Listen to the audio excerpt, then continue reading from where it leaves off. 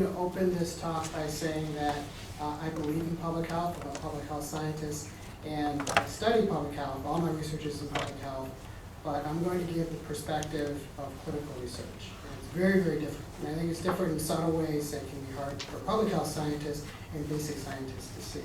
So when I was in college, I was actually an English major, and the irony is this is a Star Trek reference. So it's not literature, but it is something that I love is science fiction, which also I didn't study because it wasn't considered literature back in the 1980s, but I've peppered some science fiction references in here. So clinical exposomics, I believe, is the final frontier. So what is clinical research? I'm going to start with the definition. So I think you can break environmental health research into three basic pillars. There's basic science, which is really how environment impacts biology. There's public health research, which is how can we use environment to promote health or prevent disease in populations.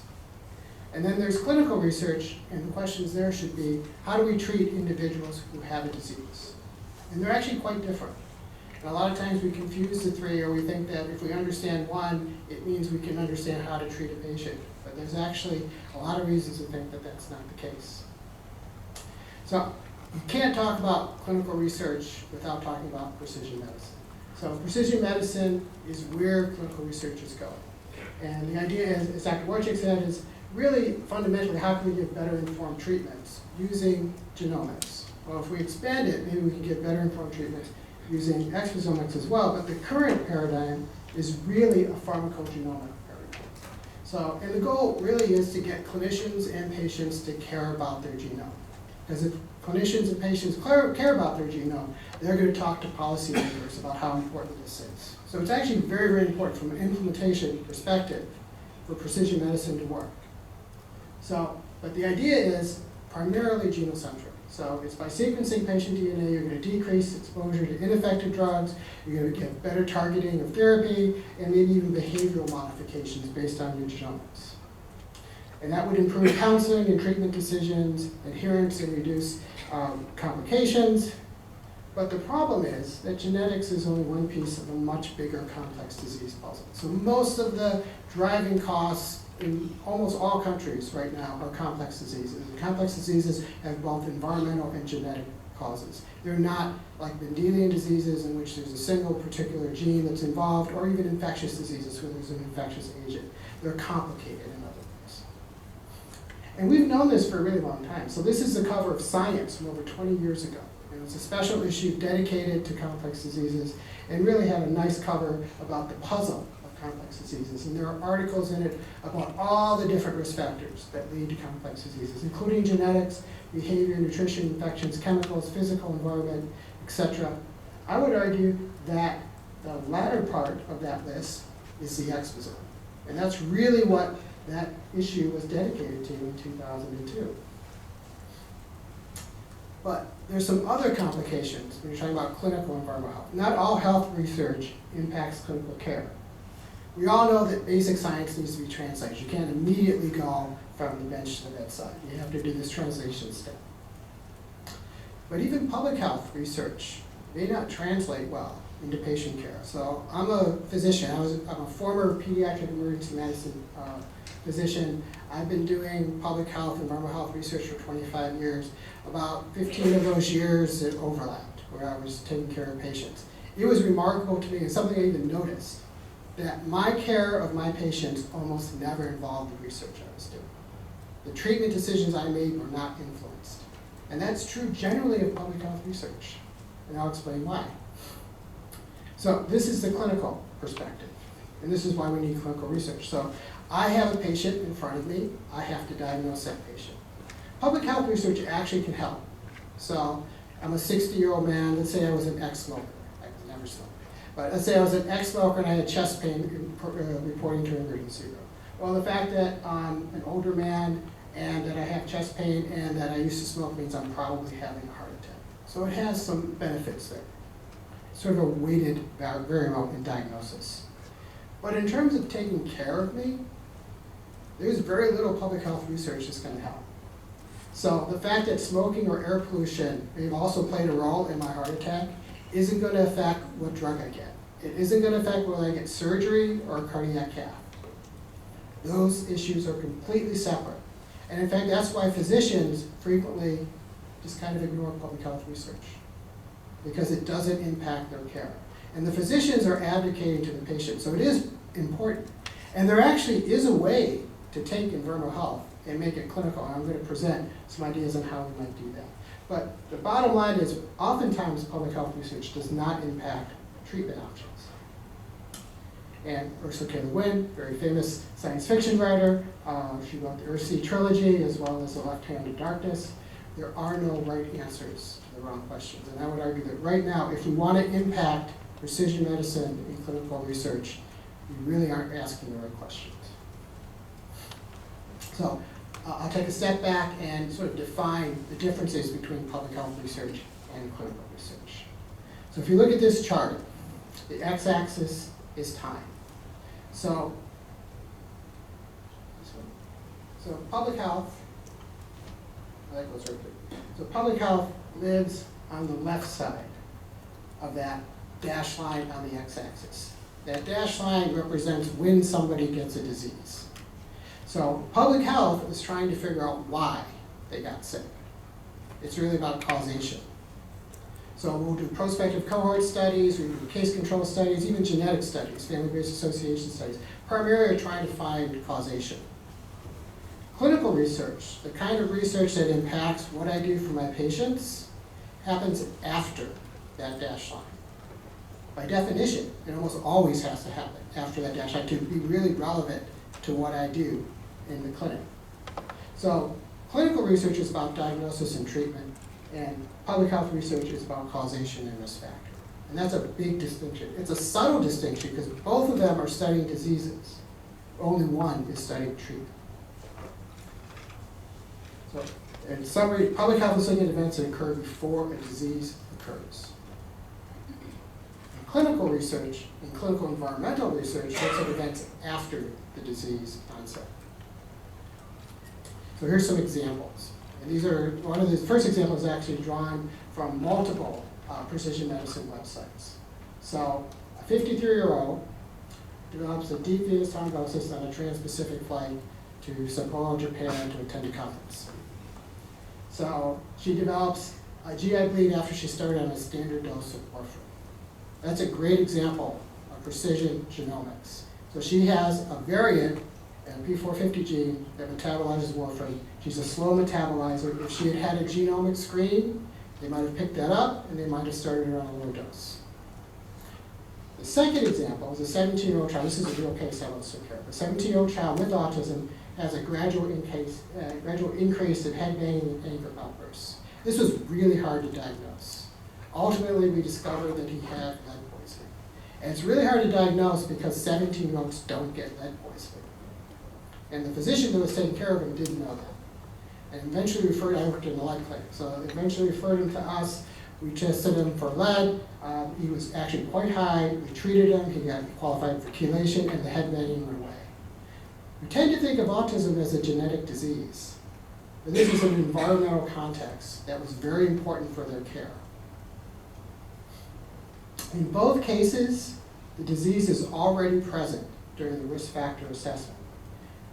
Genetics didn't even cause the DVT, yet this is a precision medicine example. Genetics had nothing to do with the DVT. The flight had to do with the DVT. Genetics interfered with the treatment. The lead poisoning didn't cause the autism. The child had autism long before he got lead poisoning. But it impacted the disease, and that's a distinction. Clinical research should inform treatment, not prevention. If we want patients and physicians to uptake it and to really care about it, become our advocates. So here's some more examples of the subtlety between public health research and clinical research. Let's say we're interested in whether neurotoxic metals, Joel's favorite metal, lead, is a cause of Alzheimer's disease. Well, it's a very good idea. Childhood lead poisoning, actually some children who've died from childhood lead poisoning actually have neurofibrillary tangles, even though they're only 2 or 3 years old, from the very, very severe lead poisoning. But if you think about it, people who have Alzheimer's today were actually children in the 1940s and 50s, And there were very few lead screening programs back then, and it's almost impossible to reconstruct what was going on back then. But it's a very interesting idea. But if I'm a clinician taking care of someone with Alzheimer's disease, the fact that they might have had childhood lead poisoning isn't going to influence what I do. There's a lot of research going on in environmental oesogens causing diabetes, like phthalates and PFAS. And that's a really, really important issue.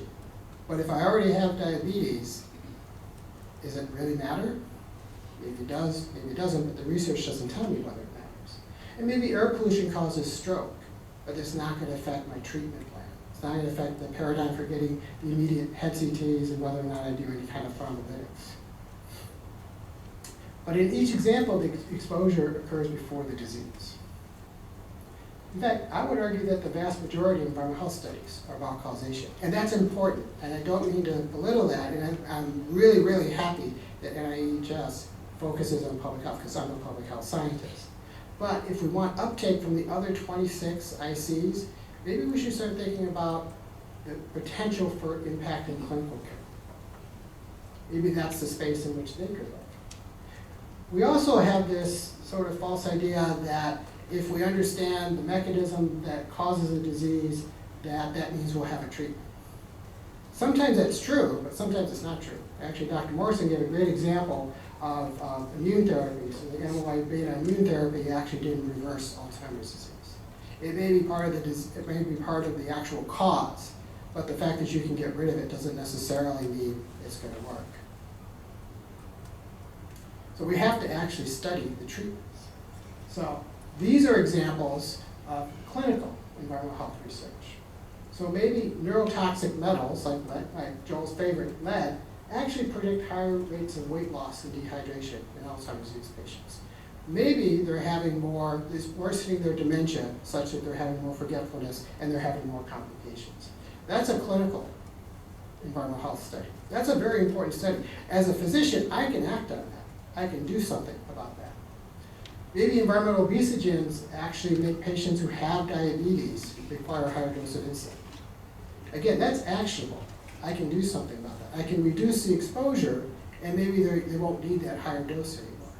But that's a slightly different question from whether or not obesogens cause diabetes. And people with diabetes, and there's millions of them, perhaps even 1 billion around the world, they live in the same environments as us. They're getting exposed to these chemicals, but we don't study what it's doing to their disease. And maybe air pollution will increase the risk of seizures after a stroke. Not saying that it causes stroke, but maybe it'll increase your risk of seizures. So in these examples, exposure occurs on top of an existing disease. It's a subtle difference, but it's a real difference from the other examples, which were very, very similar questions. So these examples are not about causation. It's about the disease and its treatment and care. So to impact clinical care, we need to ask the right question. So how can we create a system that uses exposomics in clinical practice? So now I'm going to go out on a limb a little. So I'm going to say that we can actually use genomics and precision medicine as a model. So the Human Genome Project was the organizing principle for genomics. It drove innovation and gave genomics a goal. It grew to serve as a reference infrastructure tool. People now have the 1,000 genome projects so they can compute different genetic variants without having to sequence the whole genome. It led to the drive for precision medicine. So what if we had a human exposome project? And if we did, what might it look like? And how might we use it for clinical care, which is really what this talk is about. So I'm going to argue that genomics use geography to create a genome map across chromosomes. So the Human Genome Project told us where all the genes were located, which chromosomes were in the sequence. It also told us where the introns were, it told us where the intergenic regions are, and while we didn't understand them at first, we're growing understanding that a lot of the retrotransposons and transposons have real functions. So it really led to more discovery, even if we didn't know that in advance. And we also noticed that variants that were near each other tended to be inherited together. We had a correlation structure, and these regions of linked variants got to be known as haplotypes. And that led to the HAP map, or the haplotype map, because the HAP map allowed you to do GWAS, genome-wide association studies, much more efficiently. You didn't have to know all the SNPs in the haplotype, you just had what are called tag SNPs, and you could infer that the other SNPs were there. And then through multi-stage analysis, you could sort of zero in on which ones you think are the functional SNPs. That's really a geospatial, that's leveraging geospatial information to do a study efficiently. I think the Human Exposome Project should be the planet Earth. It actually goes very well with what Dr. Watanabe said yesterday about planetary health. Every environmental exposure you can think of, whether it's air pollution, climate change, or biomarkers, or even non-targeted assays, if we know where you live and where you work, we can map it. It doesn't really matter what it is. Even social stressors can be mapped. So if we know addresses and we know dates, we can reconstruct an estimate of your past exposome. So geographic mapping can place exposure assays no matter, and social environment and climate and air pollution onto a common platform. I think of it as sort of the great unifier. So, and with the geospatial map of everything, and sometimes in this talk I call this everything everywhere all at once when I was trying to be cute, I think with the geospatial map, we can determine the exposome's correlation structure, so we can do something analogous to haplotype tag SNPs. So if we don't have to measure the entire exposome, we can measure a subset, and that subset can be used to impute the remaining exposome at the individual level, just like genomics does with the 1,000 Genome Project. In fact, I would argue that an exposome map could define exposome types. So Vasily's group actually published a paper a few years ago on exposotypes. Fernando Martin actually calls them expotypes, but conceptually it's the same thing. It's your cumulative environmental exposures, just like genotypes are your cumulative genetic variants. We know that the exposome measures have a correlation structure, but we don't really know what it is. We know what it is to some degree for chemicals, but we don't know what it is with the social environment, we don't know what it is with the physical environment, but there's going to be a correlation structure. And knowing that correlation structure, which is going to be contextual, it's going to be different here in Sapporo than in Tokyo, it's going to be different in LA than in New York, but there's going to be a role for this in different geographical locations. And knowing that correlation structure would allow us to impute unmeasured exposures by measuring key subset, which I call exposotype tags, which I just made up. We need an ontology as a starting point. But using a human exposome map that links all of the exposures to person, place, and time, we can conduct really efficient research in exposomes. It would look like this. So this is actually what Brent Kuhl kind of sketched out for me when I was talking to him. Brent is a very wonderful statistician at Harvard who works with Joel that I've been talking to about some of these ideas. So in this figure, green is what we measure, red is missing exposome data, and we can impute the missing data over space and time. So we're not just using the spatial information, we're also using the time information to actually impute what's missing, so that we don't have to actually measure the entire exposome. Furthermore, if the map is temporal, perhaps we can start to go back in time. So if we make maps for today, 20 years from now, we can go back in time. And there are maps that exist. So if we have maps from 1990 or 1999, roughly when the current Lotus satellites were up, we can reconstruct people's past exposure to air pollution. Joel does that all the time because those maps exist. If we make more and more maps, if we make maps about exposure biomarkers, we're going to get more and more information about the geospatial and the temporal variation in the exposome. So I think we need to start thinking about unifying all these different exposome measures onto an actual planetary map. Because that would be, I would argue, the Rosetta Stone of research. Because if we can go back in time, we can do DOHAD research, developmental origins of health and disease. Because unless you were hit by a car or you caught a virus, your exposome from this morning has nothing to do with your health today. It's your exposome from months ago, weeks ago, years ago, even sometimes decades ago that's predicting your health. So we actually have to figure out how to go back in time. Because if we really want this to be something that physicians and people care about, we have to reconstruct the past. And Dr. Aurora, who's going to speak later, has actually made a career out of reconstructing the past, using teeth and hair. And he'll show you some of that data. But I think a map can actually do that as well. And I think if we think about this as a big infrastructure project, we may be able to impute the past exposome on a grand, truly exposomic scale. Not just chemicals, but all types of variables. So a human exposome map would be temporal too, as I said. It would enable exposome-wide association studies using methods completely analogous to GWAS. We don't have to reinvent the wheel. We can figure out what the exposotype tags are, just like haplotype tag snips we use. And then we can do replication and deep sequencing of the exposome to disentangle which of the correlated exposures are the actual root causes. And as I said, if we can go back in time, we can actually do developmental origins of health and disease studies by imputing the past exposome.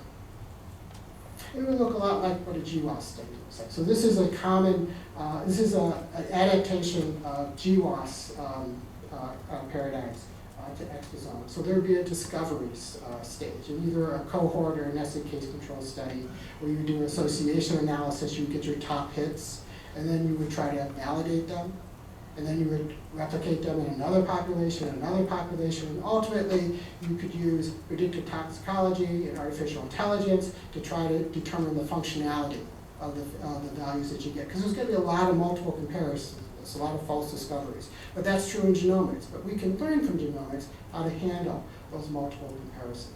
So I think this is a paradigm that actually works with the model that genomics created so that we can actually move a little bit faster. Because I'm getting old, and I don't know if I'm going to live long enough to see exposomics really adapted. But I think we can do it faster because we have a model that we can learn from. And there's precedence for this. This is actually a paper that was published recently by Wheeler et al., where he took lead testing data from the CDC and SES data from the census, and he actually modeled the risk of lead exposure in children. So we can do this. The tools already exist. We just have to start thinking about how we can do this on a grander scale. So if we were to do this, so what might the future look like for your future doctor's visit, which will probably last about 15 minutes if we're lucky. So you'll take your wearable device, your cell phone. It's going to have all kinds of information on your activity levels, your air pollution exposures, because it knows where you were, and you can actually link it to the models that Joel and Itai make, temperature data as well, and physiologic data, so your reactions to those different environmental exposures. We'll update your address history, you get your education and your travel. Occupational history, might fill out a job exposure matrix because there are exposures that are correlated to your occupation. And then your cell phone data or your wearable data will be downloaded into an electronic health record. You'll take those surveys that will also be updated. And then in the background, a mainframe will take your untargeted and targeted chemical screens that you actually also gave at the doctor's visit and look at the output and generate risk scores. And they can generate polyexposomic risk scores along with the polygenomic risk scores and actually look at perhaps one day polygene by environment risk scores. Based on your health, any diseases that you have, how old you are, your exercise level, all of which this machine now has and the computers now have and is actually punching in the background. Furthermore, if we did this efficiently, that data could be fed into the map and updated, which would allow for the AI/MI to learn better. So we can actually get better at prediction over time. So this is the model for hopefully by 2040 for how precision medicine could be practiced. So I'm proposing this as a model. Because one day I think doctors will use environment and exposure types because we can identify drug-environment interactions. So we can quantify the effects of climate and heat on renal disease. So in a heat wave, somebody with renal disease is going to be very, very sensitive to dehydration. And they're much more likely to get sick from it. So physicians right now typically don't ask those questions. But now maybe they don't have to ask those questions. Maybe the wearable device will actually give them some of that information.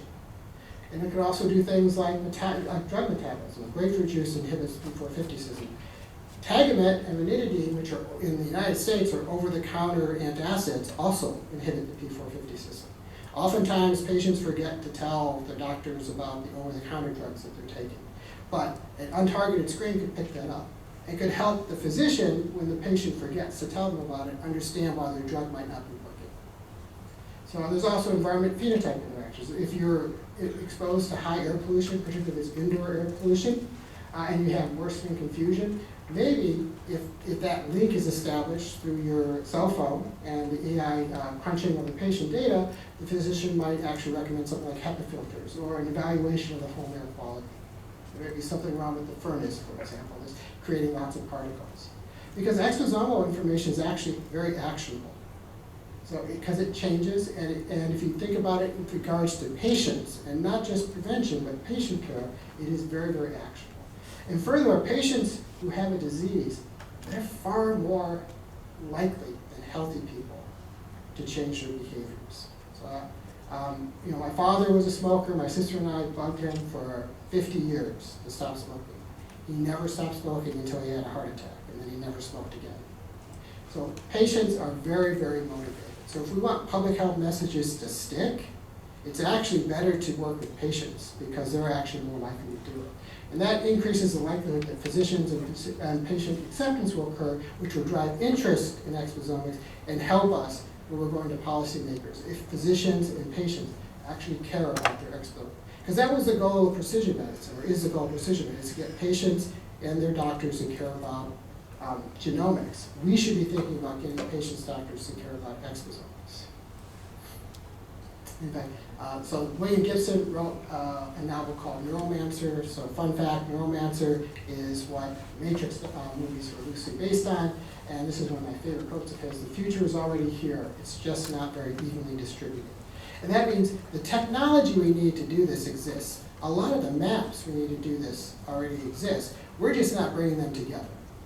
So if we create a project that brings all these existing resources together, we can, I think, start to make the exposome map. It's not going to be easy. There's going to be all kinds of interoperability issues, but without the project, there's no incentive to go forward with this. I think a human exposome project is critical because it will give us those common goals that we need to get this done. And there's lots of data. There's the NIH data sharing policy. Maybe the exposome map will be the repository for all research studies so that we can actually inform the map and make it better and make its AI better. And here, all of us echo many of these multi-ethnic cohort, many of these have been discussed already, the Women's Health Initiative. They all have exposure data. They all potentially have address data. So we can actually use them to build this map. And there are studies, the Japanese children's study, the Hokkaido children's study, and there are studies in the elderly in Japan could also be used to build maps in Japan. And there's all kinds of other agency data that can help with the exposures, like EPA, NOAA, CDC, census data, Medicare, they all have relevant data. We just need an organized program to integrate the data into existing maps. Easy for me to say, I'm not Joel Schwartz, but I do believe that people like Joel can figure this out. And create a map and update it with novel exposures, followed by the tools needed to meet the goal of imputing the exposome. Because if we can impute the past exposome, we can really uncover why people are getting ill with complex diseases. It's not the exposome of today, it's the exposome of the past. And while we can start building them prospectively, we don't want to only do that because we want to be able to help people who are adults today. For our children, we need to start making these maps because those maps will go back in time for them, but for us, we have to go back with them proactively.